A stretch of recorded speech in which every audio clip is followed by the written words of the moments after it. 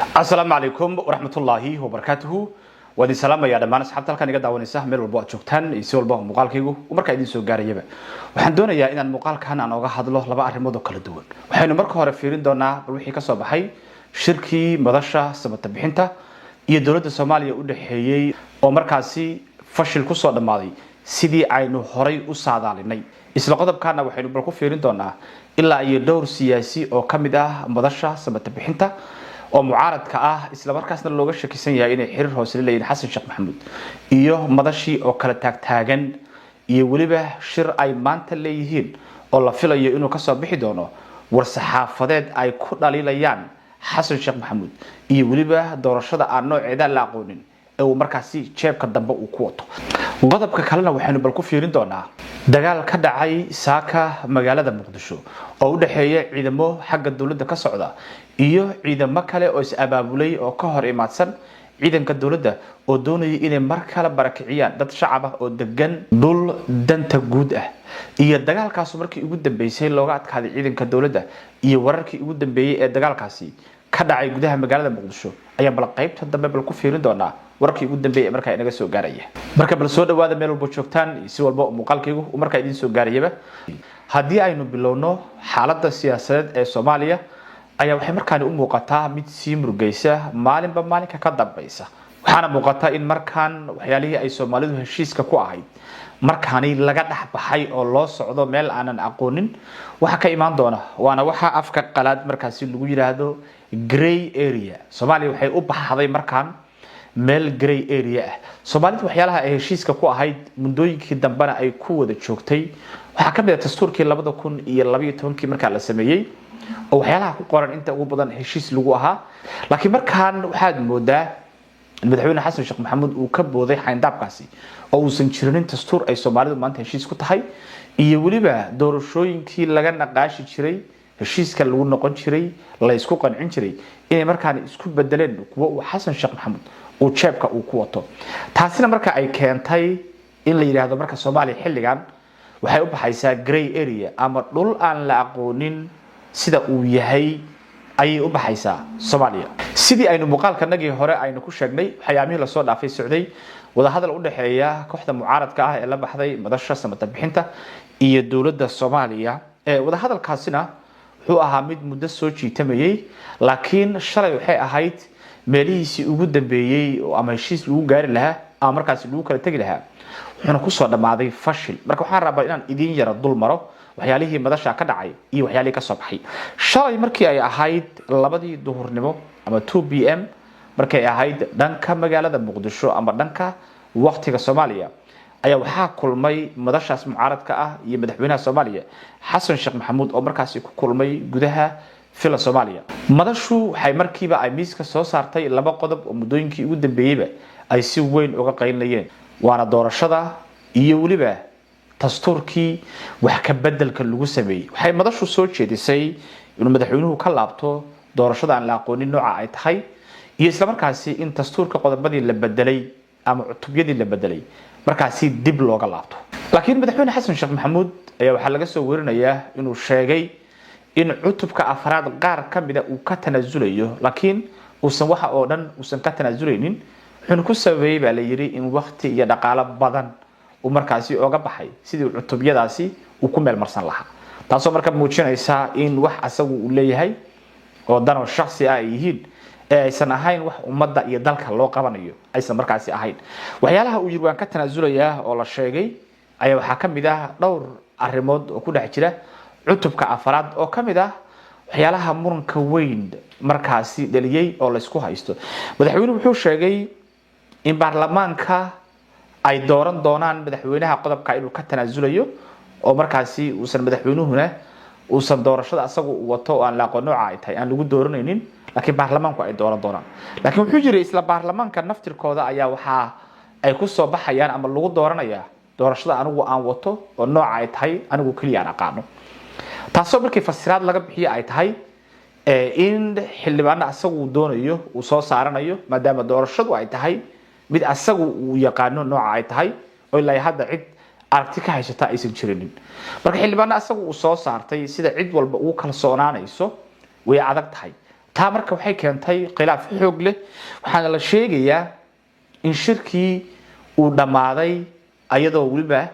taag iyo muran xoog leh ay madashii markaasi lagu shirayay ay ka socotay sidaana marka uu ku soo dhamaaday shirkii kooxdii mucaaradka ahayd ee la baxday madasha samata bixinta ayaa hadana si u sii socdeen waxay si toos u aadeen guriga madaxweynihii hore ee Soomaaliya Shariif Sheekh Axmed halkaas oo ay ku shireen si markaasi bal ay uga qaataan go'aan guud wixii ay kala kulmeen madaxweyne Xasan Sheekh Maxamuud meeshaas hadana waxa ka dhacay shir kale oo asaguna waqti qaatay waxayna mucaaradku ku heshiin waayeen inay soo saaraan press saxaafadeed warbaahinta loo sheego oo ku aadan wixii ay la kulmeen mucaaradkii qaar baa yiri saanyana sameeynin madaxweynaha ayaana ka taginin ayagii baa kala jajabay waxay xogaha isoo gaaraya ay sheegayaan oo aan horay ugu baahiyay barta aan ku leeyahay dhankaas iyo Facebook in Umar Cabdirashiid iyo Shariif Xasan iyo waliba Daahir Gele ay ahaayeen saddexdii qof ee ka hortimaaday in la qoro war saxaafadeed lagu dhaliilayo madaxweyne Xasan Sheekh Maxamuud iyo sida uu u diiday in markaasi uu oga laabto doorashada iyo maxalliga dastuurka ragga waxay sheegeen waxyaalo aysan mucaaradkii kala aysan ku qancinin waxaana lagu shaabadeynayaa oo mucaaradku qaar ka mid ah ay sheegayaan inay raggaasi xiriir hoose la leeyihiin Xasan Sheekh Maxamuud oo markaasi ay yihiin dad madasha lagu soo dhaxdarsaday oo aan han siyaasadeed lahayn laakiin han hoose iyo dhaqaale in la siiyo marka doonaya waa sida ayagu ay marka hadalka u dhigayaan ma aanu saan u dhigayo marka mucaaradkii ayaa ku heshiin waayay xalay inay soo saaraan press maadaama ay kala qaybsameen laakiin markii ugu dambeysay ayaa waxay isla garteen inay bal saddex qodob ay ku kala hoydaan oo ay bari isku soo laabtaan oo ay maanta tahay maalinka ay dib u balansan yihiin oo ay press inay soo saaraan u balansan yihiin saddexdii qodob ay xalay ku kala tageen ayaa waxay tahay in saddex xubnood ayaga kamid ah markaas loo xil saaro inay diyaariyaan war saxaafadeedkii ay maanta sheegi lahaayeen saddexdaas qof oo kala ah Cabdiraxmaan Cabdishakuur iyo Xasan Cali Khayre iyo waliba Axmed Ciise Caawad ra'iisul wasaarihii hore ee arrimaha dibadda ee dawladda Soomaaliya marka saddexda qof baa la yiri bal soo diyaariya kadibna aynu bal isku nimaano berri oo maanta ah markii ay 10ka oo barqanimo ay tahay dhanka Soomaaliya kadibna marka waxa la sii deyn doonaa war saxaafadeedkaasi laakiin war saxaafadeedka ka hor ay shiri doonaan oo war saxaafadeedka fiirin doonaan isna hadii wax laga bedeliyana ay wax ka bedeli doonaan kadibna ay warbaahinta ay la wadaagi doonaan laakiin wali lama garanayo in war saxaafadeedka saddexdaas qof ay soo diyaariyeen waliba saddex qof oo kamid ah dadka sida weyn u diidan Xasan Sheekh Maxamuud in raggii shalay laba ay leeyay in yeeri doonaan in kale lama garanayo hatta waxa suurtagal ah leeyahay in madashaanu ay markaasi kala tagto oo ay fashilmaan maadaama qaar kamid ah looga shakisan yahay in dhankaasi Xasan Sheekh Maxamuud ay la shaqeynayaan marka qodobka intaasan uga baxaya intaasay mucaaradkii iyo Xasan Sheekh Maxamuud ay kala marayaan wixii dambe oo ka soo baxa dib ayuu ka fiirin doonaa qodobka labaad markii aynu fiirino saakay subaxnimo hore waxa magaalada Muqdisho ka bilowday dagaal xooggan oo u dhaxeeya ciidanka dawladda iyo ciidamo kale oo aruursaday oo markaasi diidana in dawladda Soomaaliya ay qaadato oo ay la wareegto garoonkii horseed ee ciidanka xoogga dalka Soomaaliya ay lahaayeen oo xilligan ay degan yihiin dad shacab ah ay markaasi diidanayeen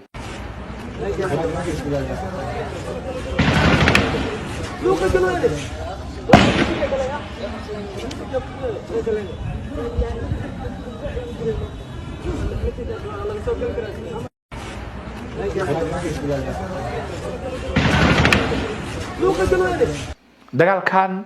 oo laga maqlayay qaybo badan oo magaalada Muqdisho kamid ah ayaa ilaa iyo saacad oo kale markaasi socday sida ay markaasi inoo sheegayaan dadka deegaanka ciidankii dawladda ee halkaasi soo gaaray ee markaasi doonayay in dadka meesha laga barakiciyo maalmihii la soo dhaafayna ku mashquulsanaa in dadka degan agaarka ee garoonkii horseed in laga kiciyo ayaa iska laabtay kadib markii ay xoog wax ugu shaqeyn waayeen oo iska caabin xoog leh ay markaasi la kulmeen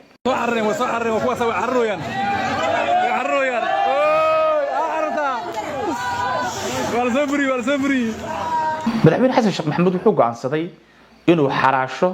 dhul walba oo danta guud ah inuu xaraasho ayuu go'aansaday waxaana ka muuqata inta uu mandate ka haysto inuu doonayo inuu ka soo jeensado dhammaan magaalada Muqdisho dhulka danta guud ah oo ay dawladda Soomaaliya markaasi ay leedahay. Waxaynu hore u ogeyn maalmihii la soo dhaafay inay cabasho iyo dagaal sidaan oo kale ah uu ka taagnaa suuqa Siinay oo madaxweynaha iyo rag la socda marka ay yiraahdeen dadkii baa la kicinaya kadibna annaga qaadanayna suuqaasi oo ay colaadii ka dhalan gartay sidaan oo kale ah laakiin aysan ka dhalanin walina uu buuq xoog leh uu ka taagan yahay. waxyaalaha la yaab kale ayaa waxa kamid ah sida madaxweyne xasan sheekh maxamuud uu doonayo inuu yiraahdo doorasho shacab baan qabanaya one man one vote isla markaasna uu shacabkii u barakicinayo. waxaan isweydiiyay marka cidda uu codeynaysa xasan cidayta hadii shacabkii sidaan loo barakicinayo. waxyaalaha aan isweydiiyay oo aan aaminsanahay inay meeshan ku jiraan oo aan wali ku daba taaganahay isla markaasna aan muuqaal kale ka sameyn doono bal nooca doorasho ee madaxweynuhu sameynaya noocayta iyo xagee waliba doorashada uu sameynayo laga keenay. waxaan helaynaa xogo kale oo dheeraad ah